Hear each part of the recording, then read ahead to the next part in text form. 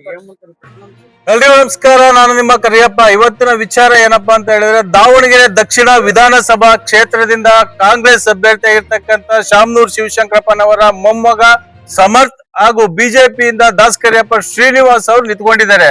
ಈ ಬಾರಿಯ ಸಮೀಕ್ಷೆಯ ಪ್ರಕಾರ ನಾನು ಶಿರಮಗೊಂಡನಹಳ್ಳಿ ಗ್ರಾಮ ಪಂಚಾಯಿತಿಯ ನಾಗ್ನೂರು ಗ್ರಾಮದ ನಾಗಮ್ಮ ಕೇಶವಮೂರ್ತಿ ಬಡಾವಣೆಯಲ್ಲಿದ್ದೀನಿ. ಅಲ್ಲಿರ್ತಕ್ಕಂಥ ಮತದಾರರ ಬಗ್ಗೆ ಮಾತನಾಡೋಣ. ಅಲ್ಲಿ ಈಗಿರ್ತಕ್ಕಂಥ ಏನು ಅಭ್ಯರ್ಥಿ ಇದ್ದಾರೆ, ಯಾವ ಅಭ್ಯರ್ಥಿಗೆ ಸಪೋರ್ಟ್ ಮಾಡ್ತಾರೆ, ಹಾಗೆ ಯಾವ ಅಭ್ಯರ್ಥಿಗೆ ಅವ್ರ ಮತವನ್ನ ನೀಡ್ತಾರೆ ಅನ್ನೋದನ್ನ ಕೇಳೋಣ. ಸರ್ ನಮಸ್ತೆ. ಈಗ ನೀವು ಇಲ್ಲಿ ನಾಗಮ್ಮ ಕೇಶವ ಮೂರ್ತಿ ಬಡಾವಣೆಯಲ್ಲಿ ದೊಡ್ಡ ಲೀಡರ್ ಇದ್ದೀರಾ. ಇಲ್ಲಿನ ಒಂದು ವಾಸ್ತವದ ಪ್ರಕಾರವಾಗಿ ಯಾವ ಪಕ್ಷಕ್ಕೆ ಮತ ಜಾಸ್ತಿ ಬೀಳ್ಬಹುದು? ಕಾಂಗ್ರೆಸ್. ಯಾಕೆ ಬೀಳುತ್ತೆ? ಅವ್ರು ಮಾಡಿರೋಂಥ ಕೆಲಸಕ್ಕೆ, ಅವ್ರು ಕೊಟ್ಟಿರೋಂಥ ಗ್ಯಾರಂಟಿಗೆ ಅವ್ರು ಕಾಂಗ್ರೆಸ್ನವ್ರು ಏನ್ ಮಾಡಿದ್ದಾರೆ ಅದಕ್ಕೋಸ್ಕರ ಅವರು ಬೀಳ್ತಾ ಇದೆ.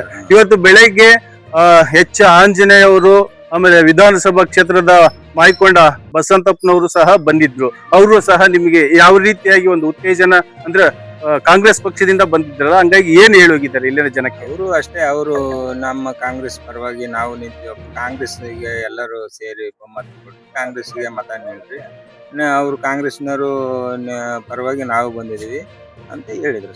ಅಲ್ಲ, ಈ ಬಾರಿ ಏನಾಗಿದೆ, ಎಲ್ಲಾ ಕಡೆಗೂ ನಾವು ಹೋದಾಗ ವಂಶ ಪರಂಪರೆಯಾಗಿ ಕಾಂಗ್ರೆಸ್ ಪಕ್ಷದವರೇ ನಿಂತ್ಕೊಳ್ತಾ ಇದ್ದಾರೆ. ಹಾಗಾಗಿ ಈ ಬಾರಿ ಮುಸ್ಲಿಮ್ಸ್ ವೋಟ್ಗಳು ಬಹಳ ಕಡಿಮೆಯಾಗಿ ಕಾಂಗ್ರೆಸ್ ಬೀಳ್ತಾ ಇದ್ದಾವೆ. ಜಮೀರ್ ಅಹಮದ್ ಅವರಿ ಮಾತಾಡಿರೋದು ಆಗಿರ್ಬೋದು, ಬೇರೆ ಬೇರೆ ವಿಚಾರವಾಗಿ. ಅಂದ್ರೆ ಇಲ್ಲಿ ನಿಮ್ಮ ಒಂದು ಬಡಾವಣೆಯಲ್ಲಿ ಯಾವ ರೀತಿ ಇದೆ? ವಂಶ ಪರ್ಯಂತರ ಕಾಂಗ್ರೆಸ್ನವರು ನಿಂತ್ಕೊಂತಾರೆ ಅಂದ್ರೆ ಮತ್ತೆ ವಂಶ ಪರ್ಯಂತರ ಕಾಂಗ್ರೆಸ್ನವ್ರು ನಿಲ್ಲೇಬೇಕಲ್ಲ, ಮತ್ತೆ ಕಾಂಗ್ರೆಸ್ ನಿಲ್ಲಿಲ್ಲ ಅಂದ್ರೆ ಬೇರೆಯವ್ರಿಗೆ ಆಗ್ತದೆ. ಹಂಗಲ್ಲ ನಾ ಹೇಳ್ತಾ ಇರೋದು, ಶಾಮನೂರು ಶಿವಶಂಕರಪ್ಪನವ್ರ ಕುಟುಂಬದವರೇ ನಿಂತ್ಕೊಳ್ತಾ ಇದ್ದಾರೆ, ಬೇರೆ ಕೊಡ್ಬೋದಾಗಿತ್ತಲ್ಲ ಅಂತ. ಕಾಂಗ್ರೆಸ್ ಅಂದ್ರೆ ಹೈಕಮಾಂಡ್ ಅವರು ತೀರ್ಮಾನ ಅವರು ನಿಲ್ಲಿಸಿದ್ದಾರೆ. ಹೈಕಮಾಂಡ್ ಕೊಡಲ್ಲಪ್ಪ, ನಾವು ಅವಕಾಶ ಎಚ್ ಮಲ್ಲಿಕಾರ್ಜುನ.